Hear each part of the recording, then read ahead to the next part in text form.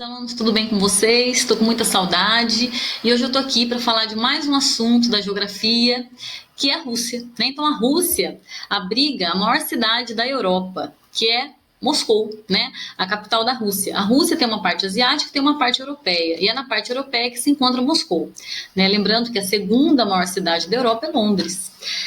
A Rússia ela abriga o sistema de metrô mais movimentado da Europa, onde 6 milhões de pessoas passam por dia, né? Fica lá em Moscou. A maior montanha da Europa também fica na Rússia, que é o Monte Elbrus. E o maior rio da Europa também fica na Rússia, que é o Rio Volga. A Rússia, para vocês terem uma ideia da extensão dela no sentido leste-oeste, ela é atravessada por 11 fusos horários. Tem 11 fusos horários que atravessam, só que ela adota só 9, né? 10% das terras agricultáveis no globo estão na Rússia. A Rússia ela se estende desde aqui, dos limites da União Europeia, e vai até o Alasca. O Alasca é um país não. O Alasca é uma região que pertence aos Estados Unidos, né?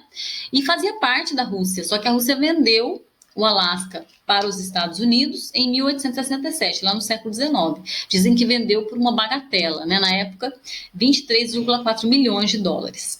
A Rússia também se destaca, né, em relação à história, porque foi o primeiro país a lançar um homem no espaço, que foi o Yuri Gagarin.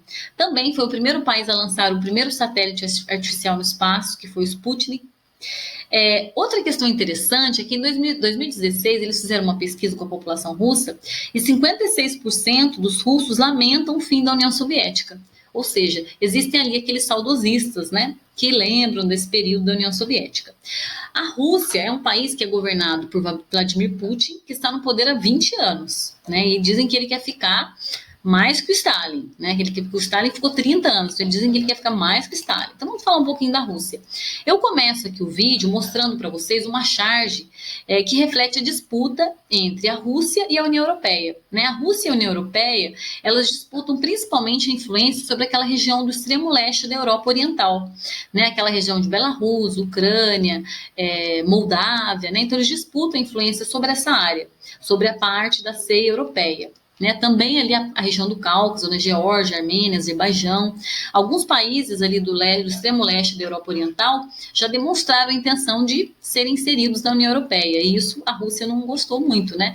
Tanto que quando a Ucrânia tentou pertencer à União Europeia, tentou se aproximar, a Rússia deixou bem claro que ela não gostou dessa postura.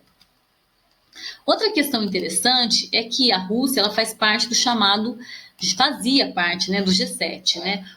O G7 é o grupo das 7 maiores economias do mundo, foi criado em 1975. Na época, eles representavam 65% do PIB mundial. Hoje, eles não são, né, as maiores economias, porque a China, por exemplo, não está no G7. Mas representa os países mais desenvolvidos do mundo. E eles se reúnem anualmente, né, em fóruns mundiais para discutir questões em comum. E a Rússia fazia parte desse grupo, né? Na verdade, ela foi convidada mais tarde a pertencer. A princípio, ela entrou como um país observador, depois foi convidada a pertencer como membro. Só que em 2014, a Rússia empreendeu ali o domínio sobre a Crimeia. A Crimeia era uma região que pertencia à Ucrânia. E a Rússia anexou essa área. Como, né, o G7, né, os países do G7 não concordaram muito com essa atitude, a Rússia foi suspensa do grupo. Aqui tem até uma charge que eu coloquei, tá lá: olá, Vladimir, você lembra aquela vez que a gente disse que não precisava de você? Então, agora vamos falar um pouquinho do poder, né? A Rússia teve muito poder durante o período soviético, né, diante das outras repúblicas que compunham a União Soviética, e mesmo com o fim da União Soviética, ela continua se destacando no campo militar e econômico. No campo militar, porque grande parte do arsenal bélico da União Soviética ficou para a Rússia, praticamente todo o arsenal ficou para a Rússia, né? Houve ali uma questão diplomática entre eles, entre os países que compunham a União Soviética, com quem ficariam essas armas. Mas por uma decisão que sofreu interferência da comunidade internacional, essas armas ficaram para a Rússia, tá? Até porque são armas muito perigosas, né, para ficarem espalhadas por outros países. A abertura econômica do país não foi tão simples, não foi tão tranquila, né, foi bem problemática, porém essa abertura ajudou muito o país a melhorar a economia, sobretudo depois de 2018, né, no governo do Vladimir Putin. Outra questão interessante é que a Rússia faz parte do BRICS. O que é o BRICS? É um acrônimo que se refere a 5 economias emergentes: Brasil, Rússia, Índia, China e África do Sul. Quem criou, né, esse acrônimo foi um economista britânico, Jim O'Neill, e o Jim O'Neill estava fazendo uma pesquisa para um banco para saber quais eram os locais que seria mais fácil investir, que você teria um bom retorno. E aí ele chegou à conclusão que os países que ocupariam o ranking das maiores economias mundiais até 2050 seriam Brasil, Rússia, Índia e China. O S entrou depois, tá? Por quê? Ele falou BRIC, lembrando de brick, né? Tijolo. Esses países seriam os tijolos que construiriam as economias do século XXI. Tá? E esses países passaram a se reunir em 2006, né? E em 2011 a África do Sul foi convidada a participar do grupo. Então a Rússia tem esse poder também com essas parcerias, né? Outra questão interessante é que a Rússia faz parte do Conselho de Segurança da ONU, tá? Então, o Conselho de Segurança da ONU é o principal cargo lá da ONU, né? A principal instituição, o principal órgão da ONU. Por quê? Porque é um órgão deliberativo, ou seja, ele resolve, né? Ele decide, ele toma as decisões. E aí o que acontece? Esse Conselho de Segurança ele foi escolhido porque foram os vencedores da Segunda Guerra. São França, Rússia, Estados Unidos, Inglaterra e China. E esses países, eles têm um direito de veto, ou seja, se alguma decisão passa por eles, todos têm que concordar, tem que haver uma decisão unânime entre eles para a decisão ser colocada em prática. Então, ele tem um poder político mundial. Outra questão, nós sabemos que a Guerra Fria aconteceu de 1945 a 1989, né, com a queda do Muro de Berlim, e nesse período, Estados Unidos e União Soviética disputavam a hegemonia mundial. Até hoje nós percebemos um certo resquício dessa Guerra Fria, né? Por exemplo, nessa região da Crimeia, a Crimeia é uma região de disputa, né, entre a Ucrânia e a Rússia. Uma parte da população da Crimeia pertence à Rússia e uma parte pertence à Ucrânia. E aí a Rússia incentivou o separatismo da Ucrânia para que ela fosse anexada à Rússia. Foi feito um referendo, né, em 2014 e a população decidiu que preferia ficar com a Rússia. E a Rússia anexou essa área, mesmo a Ucrânia não concordando. Tá? Isso acabou gerando, né, um certo assim, desafeto por parte de muitos países do globo. Inclusive os Estados Unidos se posicionaram contra essa postura, né, da Rússia. Outra questão é o apoio à Síria. A Síria é governada, né, por um poder autoritário exercido por Bashar al-Assad. A família Assad está no poder há décadas e exerce um poder de maneira muito autoritária, né, tirana. E o Vladimir Putin apoia o Bashar al-Assad, enquanto, né, os Estados Unidos adotam uma postura contrária ao Bashar al-Assad, né, apoiando os grupos que são contra ele. Então é um outro resquício da Guerra Fria. Aqui é o Bashar al-Assad, né, que é o líder sírio, ele recebe ajuda da China e da Rússia, né, recebe ajuda e apoio. Agora vamos falar um pouquinho do sistema de governo da Rússia, que é semipresidencialista. A Rússia, né, o nome oficial é Federação Russa, é uma república, um estado federativo, existem repúblicas que compõem a Rússia, né, e possuem uma certa autonomia, é um governo democrático, existem leis presidenciais, é um estado laico, ou seja, não tem interferência da religião, existe uma diversidade religiosa, a maior parte é cristã, mas a religião não interfere na política. E o sistema baseado na supremacia da lei, ou seja, existe uma Constituição, na qual o presidente também tem que respeitar. O poder é exercido pelo presidente, que é chefe de Estado, e pelo primeiro-ministro, que é o chefe de governo. Tá? Então, o primeiro-ministro é escolhido pelo presidente e a Duma, que seria o parlamento ali, tem que concordar com essa escolha. Tá? Então, esse Conselho de Federação, ou Duma do Estado, que é o parlamento, é composto por 450 deputados com mandato de 5 anos. Então, eles aprovam as leis, né, criam as leis e aprovam a nomeação também do primeiro-ministro, né, do premier, primeiro-ministro ou premier, que é chamado, né? Esse parlamento também é composto por 166 senadores, representantes do poder estatal e executivo, que regula as leis criadas pela Duma. Tá? Então, o poder legislativo lá tem bastante poder também. Vamos voltar no tempo e falar um pouquinho da questão presidencial aí, né? Como nós vimos, o último líder da União Soviética foi Gorbachev, que foi deposto, não, na verdade ele renunciou, né? Houve um golpe promovido pelos conservadores que tentaram tirar ele do poder. Esses golpistas não conseguiram, graças, né, a um movimento liderado pela ala jovem do Partido Comunista.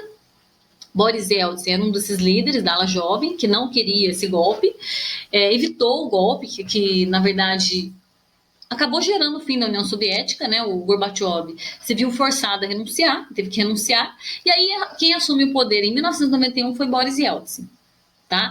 E aí o Boris Yeltsin conduziu o país ao capitalismo. Só que a forma como ele conduziu o capitalismo acabou gerando muita insatisfação. Por quê, gente? Tudo era do Estado. Todas as empresas eram do Estado e elas passaram por um processo de privatização. E essas privatizações não ocorreram de maneira transparente. Haviam leilões manipulados e quem comprou as ações dessas empresas estatais? Quem comprou, né, essas ações? Quais foram as pessoas que compraram essas ações? Os membros do Partido Comunista, aqueles que tinham dinheiro, os antigos membros do Partido Comunista, né? Os que eram beneficiados, burocratas do país que tinham condições de comprar. E aí, muitos deles nem tinham, né, eles não tinham uma habilidade para lidar com essas empresas, eles não tinham um preparo para lidar com essas empresas, então elas acabaram não se tornando eficientes, tá? Com isso, o Boris Yeltsin sofreu protestos, ele massacrava os protestos. E quem era o primeiro-ministro do Boris Yeltsin é o Vladimir Putin. O governo, então, do Boris Yeltsin foi marcado por um período de privatizações que foram chamadas de privatizações selvagens. Como eu falei para vocês, ocorreu sem a participação do povo, na verdade, né? A elite acabou se beneficiando aí dessas privatizações. O governo foi marcado por medidas fracassadas, né, com as reformas econômicas que geraram um caos social. Econômica saiu errado aqui, tá, gente? Perdão pelos erros aí, a digitação. Então, é um governo marcado por corrupção, inflação, colapso econômico, enormes problemas sociais, queda do IDH, queda do PIB, queda até da expectativa de vida no país, né? Queda da longevidade. E o Boris Yeltsin, ele é lembrado por diversas situações constrangedoras, porque ele era alcoólatra. Então, sempre ele aparecia bêbado, né, para se pronunciar diante da população. Em 1999, o Yeltsin alegou que precisava de cuidar da saúde e saiu do poder. Ele faleceu em 2007 por problemas cardíacos. Quem assumiu foi o primeiro-ministro Vladimir Putin, né, para terminar o mandato. Quem foi Vladimir Putin? Vladimir Putin, essa figura, né, é um patriota, nacionalista, antigo membro da KGB, que é a polícia secreta da União Soviética. Ele trabalhou na Europa Oriental. Quando caiu o muro, ele voltou, né, para a Rússia. Ele está no poder há mais de 20 anos, né? Se você contar desde o período que ele entrou na política, a Rússia, ele está há mais de 20 anos. Ele exerce um estilo de governo doméstico, né? Algo muito singular, porque ele tenta restaurar a antiga Rússia, né? Aquela grande Rússia. Exerce um governo de caráter bastante nacionalista e patriota e mostra-se muito intolerante. Então vamos falar um pouquinho das sucessões aí presidenciais. Ele entrou em 99 para terminar o mandato do Boris Yeltsin. De 2000 a 2004, ele passou pelo primeiro mandato. E quem foi o primeiro-ministro foi o Dmitry Medvedev, né? Foi o primeiro-ministro. De 2000 a 2004, Vladimir Putin. De 2004 a 2008, ele passou por um segundo mandato. Nesse segundo mandato, a Rússia progrediu bastante, chegou a ter um PIB de 7% de crescimento, se destacou muito. De 2008 a 2012, ele não podia reeleger, de acordo com a Constituição. Então, quem entrou como presidente foi o primeiro-ministro, o Dmitry Medvedev. Adivinhem quem foi o premier? Vladimir Putin. Então, eles se revezaram no poder aí. Aí eles modificaram o mandato de presidente de 4 anos para 6 anos. E de 2012 a 2018, Vladimir Putin foi eleito novamente. Então, muitos dizem que o Dmitry Medvedev, ele foi um fantoche nas mãos do Vladimir Putin, né? De 2018 a 2024, né, o mandato atual, ele foi reeleito de novo presidente, né, o Vladimir Putin. E o Dmitry Medvedev era primeiro-ministro, só que esse ano, em janeiro, ele renunciou, tá? Agora, o que está acontecendo na Rússia? Em julho agora desse ano, em 1º de julho, eles fizeram um referendo ali para tentar mudar a Constituição para que o presidente possa ser reeleito por mais 2 mandatos. E se ele for, né, eleito pela população, ele poderá ficar no poder até 2036. Né? Isso não indica que ele vai ficar. Mas se ele for eleito, né, como ele é patriota, uma parte da população é a favor dele, pode ser que ele fique até 2036. Ou seja, ele vai ficar mais do que o Stalin, né, que ficou 30 anos no poder. Então agora vamos falar um pouquinho do putinismo, né? A gente fala da era stalinista, tem a era putinista, porque ele ficou muito tempo no poder. Então Putin, ele projetou sua campanha na imagem de um homem esportista, caçador, um homem simples, né? Um dominador de cavalos. E por conta disso, ele aparece muito na internet em memes, as pessoas fazem brincadeiras com a imagem dele. As instituições políticas são geridas por militares, lá são os seus antigos aliados, né? Os antigos membros lá da KGB. Há uma grande intervenção estatal na economia na Rússia. O que o Vladimir Putin percebeu, né? Que as empresas petrolíferas, por exemplo, elas foram privatizadas. O que ele fez? Ele estatizou, ele passou de novo essas empresas petrolíferas para o poder do Estado. E aí, ele passou a exportar petróleo mais do que a Arábia Saudita, né, que tem as maiores reservas. E com isso ele conseguiu reerguer a economia russa.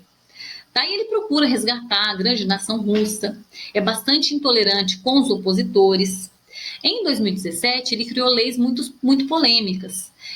Uma das leis é que um homem pode espancar sua esposa e seu filho uma vez por ano, que ele vai estar sujeito a penas leves. Outra questão é que a relação homoafetiva em público pode ser punida com prisão, né? Então, a marca registrada do governo dele é a repressão contra o movimento LGBT. Tanto que os turistas que foram para lá em 2018, por causa da Copa do Mundo, foram alertados que não deveriam fazer carinho, né, se fossem pessoas do mesmo sexo, né, que poderiam ser presas. É um governo também sexista, né, enquanto a mulher russa tem autonomia sobre a gravidez, porque lá o aborto é permitido. Essa lei que permite o aborto não foi Vladimir Putin, não foi durante o governo do Vladimir Putin que foi criado, é anterior. A legislação do país proíbe que mulheres trabalhem em 456 ocupações e 38 ramos da indústria.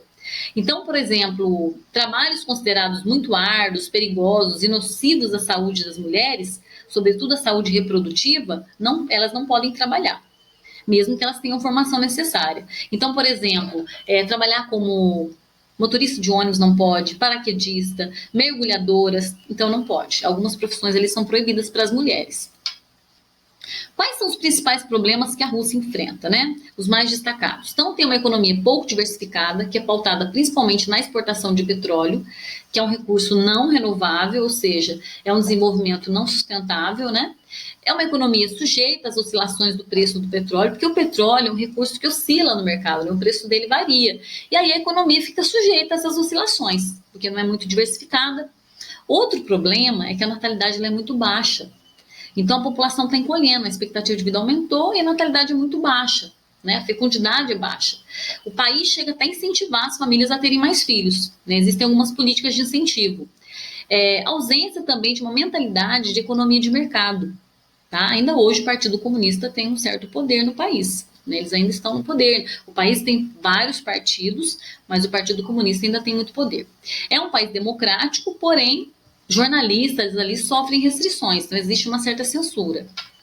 Então é isso, hoje nós falamos sobre a Rússia, tá? E nós falaremos mais tarde sobre alguns países ali que compunham também a ex-União Soviética. Até a próxima, gente. Um beijo.